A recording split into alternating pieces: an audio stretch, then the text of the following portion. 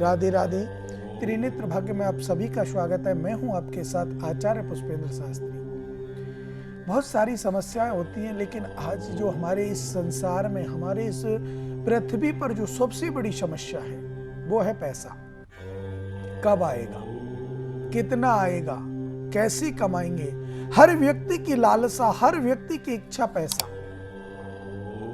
चाहे वो व्यापार से कमाए, नौकरी से कमाए, कहीं से की कमाए, कितने भी रास्तों से कमाए, ये पैसा जो है हमारा, ये आना चाहिए। पैसे की जो परेशानियां हैं ये आनी चाहिए। पैसे में जितनी बरकत हो उतना कम है, जितनी बरकत हो उतना कम है। तो आज हम बात करेंगे कुंडली में पैसा कैसे देखा जाता है, कुंडली में आपका व्यापार क्षेत्र कैसे देखा जाता है, और कुंडली में आपकी नौकरी कैसे देखी जाती है। इन तीनों चीजों पे आज हम बात करेंगे। तो विशेषकर आप हमारे प्रोग्राम से जुड़ सकते हैं और आपके टीवी स्क्रीन पर जो नंबर दिए जा रहे हैं, ये नंबरों पे आप कॉल करके हमसे जुड़ करके अपने बारे में, अपने परिवार के बारे में जान सकते हैं। सबसे पहले बात करते हैं लगन की। लगन हमारे कुंडली का प्रथम भाव होता है और कुंडली में 12 भाव होते हैं। 12 भावों के साथ साथ प्रथम भाव, द्वितीय भाव, तृतीय, चतुर्थ, पंचम, षष्ठ, सप्तम, अष्टम, नवम, 10, एकादश, द्वादश, इन भावों में हमारे कुछ ग्रह ऐसे हैं जो आपके पैसे को दिखलाते हैं। जैसे कौन कौन से ग्रह हैं, कौन कौन से भाव हैं। देखिए, लगन द्वितीय भाव, अष्टम भाव, सप्तम भाव, नवम भाव, दशम भाव, द्वादश भाव, एकादश भाव, ये जो भाव हैं ये हमारे पैसे को दिखलाते हैं, इनकम को दिखलाते हैं, प्रॉपर्टी को दिखलाते हैं। कुंडली में पैतृक प्रॉपर्टी आपको कितनी मिलेगी, पैतृक प्रॉपर्टी मिलने में कहीं दिक्कत तो नहीं है, कहीं परेशानी तो नहीं है, ये सब बातें जो हमारी हैं। तो आपके साथ भी अगर प्रॉपर्टी का मसला है, व्यापार में परेशानी आ रही है, नौकरी में परेशानी आ रही है, तो आप इन नंबरों पर कॉल कर सकते हैं जो आपके टीवी स्क्रीन पर दिए जा रहे हैं। अब बात करेंगे हम द्वितीय भाव को लेकर के। द्वितीय भाव कुंडली में धन का होता है, और वो धन वो नहीं जो आप कमाते हैं, कितना आप कमाते हैं, वो धन द्वितीय भाव आपका नहीं बतलाता। द्वितीय भाव बतलाता है आपका संचय कितना है, एकत्रित कितना है, इकट्ठा आप कितना है, बचत आपकी कितनी है, यह कुंडली का द्वितीय भाव बतलाता है। कैसे?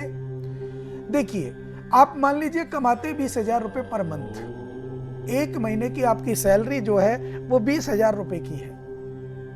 अब 20,000 रुपए की सैलरी में आप अलग अलग पैसा निकाल देते हैं। ये रूम किराया है, या ये मकान के बिजली का बिल है, ये पानी का बिल है, ये भोजन राशन पानी का बिल है, ये दुकान पर देना है, फ्रिज लाना है, कूलर लाना है, जो भी कुछ लाना, जो तुम्हारे खर्चे हैं, मैनुअल खर्चे जिनको आप करते हैं, वो आपने पैसा निकाल दिया। कभी आपने पैसा निकाला कि मेरा एक्सीडेंट होगा, गाड़ी टूटेगी तो गाड़ी में लगेगा, ये गाड़ी का पैसा है, ये डॉक्टरों का पैसा है, कभी किसी ने निकाला? नहीं निकाला।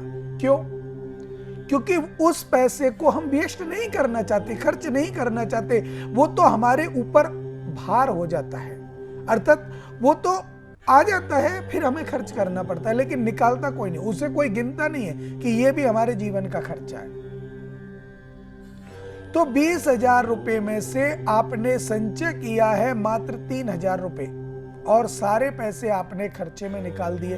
5,000 रुपए संचय किए होंगे, 8,000 रुपए संचय किए होंगे। जो संचय किया है, जो एकत्रित किया है, जो आपने बचाया है, बचत खाता आपका, वो द्वितीय भाव दिखलाता है।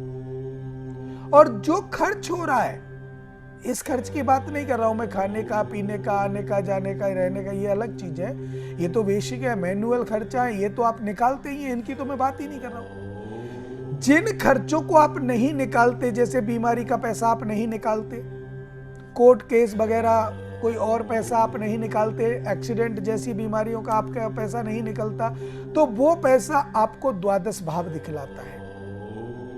जो पैसा पानी की तरह बहाया जाए, देखिए, आप खाने पीने में आप जितना अच्छा डेली खाइए, लेकिन वो पैसा आप नहीं निकाल सकते। वो पानी की तरह आप खाने पीने में नहीं बहाया जा सकता। लेकिन डॉक्टरों के पास चले गए, वकीलों के पास चले गए, तो पैसा पानी की तरह बहाया जाता है। पता नहीं कितना बिल बना दे बीमारी का, पता नहीं केस में कितना पैसा लग जाए, तो उस पैसे को हम अपने मैनुअल खर्चे में नहीं रखते, जो हमारा अनर्गल खर्चा है, जो वेस्ट है। कोई नहीं चाहता कि मैं बीमार पड़ूं और मैं डॉक्टरों के पास जाऊं। कोई नहीं चाहता कि मेरे से केस लगे, मैं केस लड़ूं। कोई नहीं चाहता। तो ये जो खर्चा है आपका, ये मैनुअल खर्चे से अलग है। इसको कोई अपने जीवन में नहीं गिनता और ना इसका कोई पैसा बाहर निकालता है। द्वितीय भाव में जो पैसा आपका संचय होता है, बचता है, आपके पास कितना पैसा रहने वाला है, कितना एकत्रित होना है, आप क्या काम कर सकते हैं, वो द्वितीय भाव आपको बतलाएगा। पंचम भाव आपकी प्रॉपर्टी का मामला दर्शाता है, जो पैतृक प्रॉपर्टी है। पैतृक प्रॉपर्टी आपको कितनी मिलेगी, कहां से मिलेगी, कैसा आपका व्यवहार होगा पिता के साथ, कैसा आपके पितरों के साथ आपका व्यवहार होगा, आप पूजन करोगे नहीं करोगे, क्या सीन है, वो सब बातें आपके पंचम भाव के द्वारा दर्शाया जाता है कि आपको विशेष रूप से क्या क्या परेशानी उत्पन्न हो सकती हैं और पैतृक जो धन संपदा है वो आपको मिलेगी या नहीं मिलेगी, और मिलेगी तो किस अवस्था में मिलेगी। जब ये सब बातें आपको मालूम होती हैं, सप्तम भाव जो कुंडली का है आपको दर्शाता है ससुराल पक्ष से आपको क्या लाभ मिलेगा, क्योंकि सप्तम पक्ष का जो धन है सप्तम पक्ष का, वो आपका द्वितीय भाव को अष्टम दृष्टि से देखता है, क्योंकि द्वितीय भाव सप्तम भाव का अष्टम घर है। तो अष्टम दृष्टि से संपूर्ण दृष्टि जब ग्रह की पड़ती है तो उसमें संचय, एकत्रित खर्चे, वो सब कुछ दिखलाता है। नवम भाव भाग्य को दिखलाता है, आप भाग्य में कैसे प्रबल रहेंगे, आपका भाग्य नॉर्मल है, अच्छा है, या बिल्कुल खराब है, या बहुत अच्छा है, नवम भाव आपको दिखलाएगा। दसम भाव आपके पिता के साथ संबंध कैसे हैं, पिता से आप पैसा लेंगे या आपका व्यापार अच्छा चलेगा, और चलेगा तो कौन सा व्यापार आप करें जो अच्छा चले, कौन से व्यापार में आप लाभ उठा सकते हैं, कौन सा व्यापार आपके जीवन की बुलंदियों को छू सकता है, कौन सा ऐसा व्यापार है जिसमें आप घाटा खाएंगे, कौन सा व्यापार है जो भूलकर ना करें। तो ये सब बातें कुंडली आपको दिखाएगी।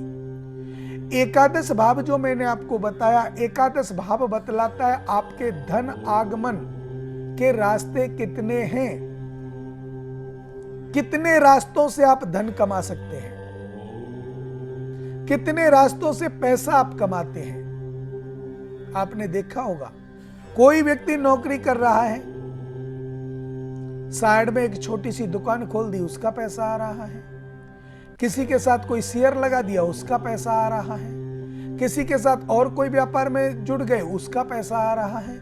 न जाने कितने रास्तों से आप इनकम कर सकते हैं, वो आपका एकादश भाव 11वां भाव आपको दिखलाता है कि आप इतने से पैसा कमा सकते हैं और इतने पैसे से आपका पैसा वर्चुअल हो सकता है, एकत्रित हो सकता है, इकट्ठा हो सकता है, द्वितीय भाव आपका भर सकता है। अब हम बात करेंगे कि पैसे को विशेष रूप से, देखो ये तो हुई कुंडली की बात।